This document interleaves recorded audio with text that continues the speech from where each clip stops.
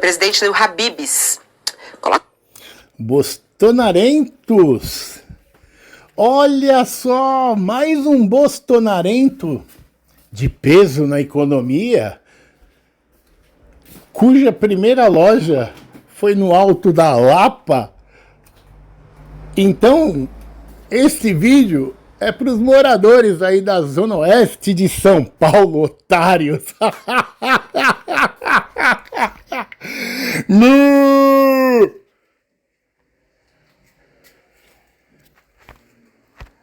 Que apoiou Bolsonaro durante as eleições, era um dos empresários que apoiava Bolsonaro, ele disse que não apoiaria Bolsonaro novamente. E agora, e aí é muito interessante porque a gente... Fiscal. Não comam esfirra do Habib's, é comunista, hein?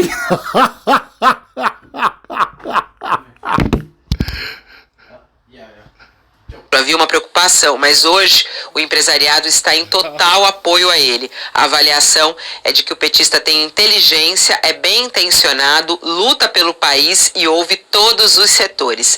De 0 a 10, Haddad é 10, diz o ex-apoiador de Bolsonaro. Como é que você analisa, Josias, essa mudança aí de opinião das pessoas? E agora ele falou, não, o país está indo bem, tá bem, não apoiaria Bolsonaro novamente, não. Os indicadores mostram, Fabiola, que a gestão do Haddad está interferindo positivamente na economia. E nós apresentamos aqui semana passada uma pesquisa feita junto a operadores do mercado financeiro que mostra que houve uma reversão absoluta de expectativas, né?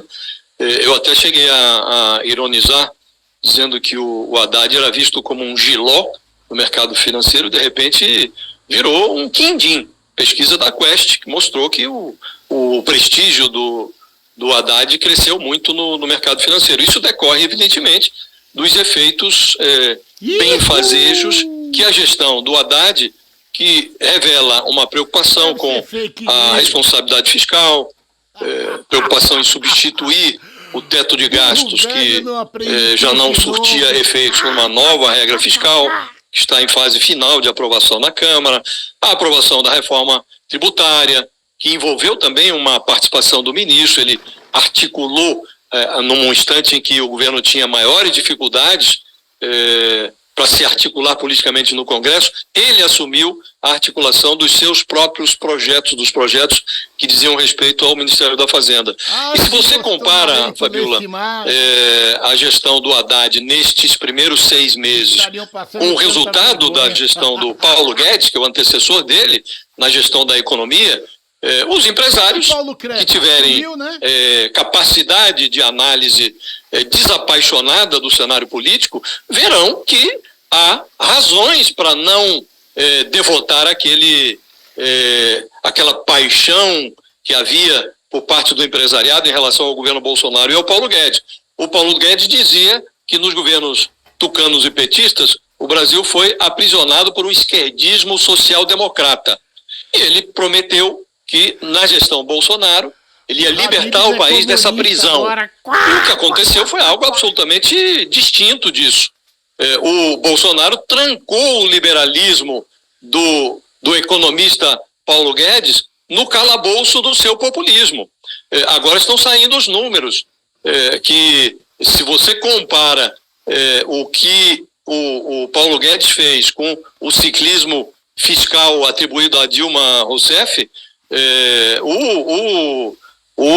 as pedaladas da Dilma iriam para um juizado de pequenas causas.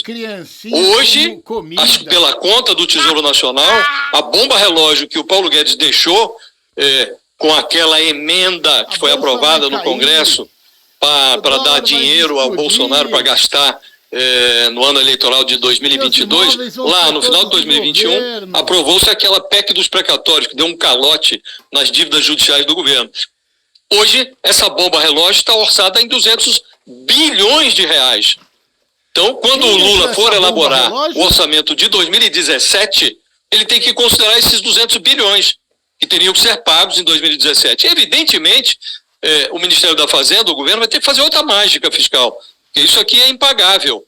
Então, isso é uma herança da gestão Paulo Guedes. Então, se você compara esse buraco, esse rombo que o Paulo Guedes deixou com o esforço que o Haddad está fazendo para dar alguma lógica, a lógica fiscal ao governo, para dar ao Banco Central elementos para começar a baixar os juros, aí realmente o empresariado, se tiver juízo, vai avaliar como positiva a gestão do ministro Haddad. Se compara com a do Guedes, então, aí não há porquê, Fabiola, o empresariado continuar com um pé na gestão Bolsonaro, uma gestão que foi ruinosa do ponto de vista econômico.